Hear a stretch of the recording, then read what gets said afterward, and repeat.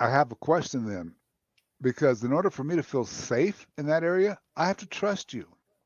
Are you teaching people to, as a leader, to get the team to trust them? Yeah, In other words, that's empathy. How do we build empathy? oh, empathy. That's okay. Both. So we're gonna have to pause right here and do another episode on empathy. Okay. You know what, though? That's Because actually kind of fair, isn't it? But you shouldn't have yeah, said that. Now you're on the hook for it. But that is fair. hey, I will be on the That is hook kind of for fair. that. I think that here's the thing. In my experience working with people in general, not just leaders, but people in general, we all think we're great. We're like, yeah, I'm great. I do this great, or we tend to know ourselves. However, if we have the ability to sit down and really have an open conversation, have psychological safety, and in order to get that, we have to get to know people without an agenda. We have to get to make the intention of understanding who you are, what's important to you, seeing you as you are. That's where you create trust. It starts with conversations. And if, let's say, Glenn, you and I are having conversations and you don't felt seen or heard, it starts with me starting to look and say, Glenn used to be really talkative and now he's not. What's going on there? Is it something at home? Is it something at work? Is he facing a health problem? It really comes from the heart. And I know that in business, that can be a dirty word depending on your industry. But the truth is, Yes. Yeah. connectedness comes from the heart. Do we not have a problem though with this connecting, the collaboration thing when we're looking at it coming from the heart? Are we not putting ourselves in line for EOC violations, the emotional violations of people's rights and things like that? But I can go back to an old story that we're not going to go through, but I want this guy's job. And maybe all he was really was trying to do is try to help me. But he kept Yeah. on staying, what's wrong with you? What's wrong with you? What's wrong with you?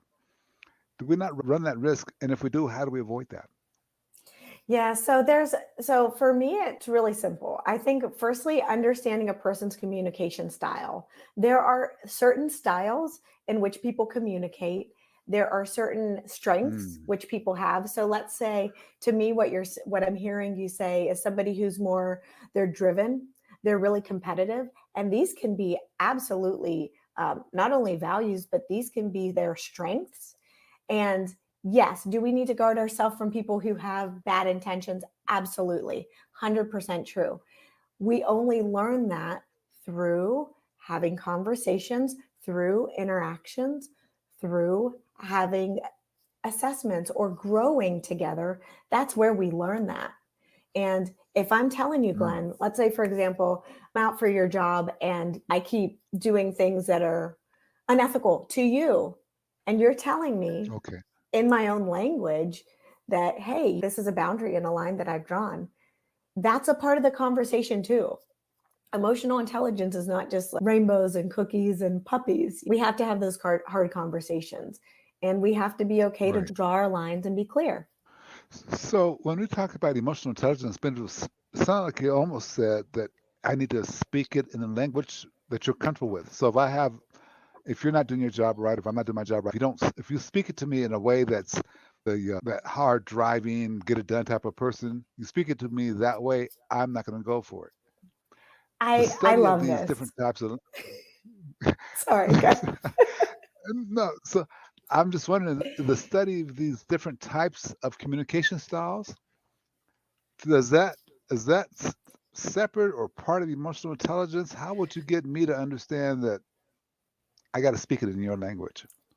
Oh, I love this question, Glenn. This is like my heart question. So, for me, I think EI is pretty simple if you break it down. I like to break it down to DISC because it's really not Right. about the personality style of the person. It's really about the way in which they best communicate and the way in which they best thrive.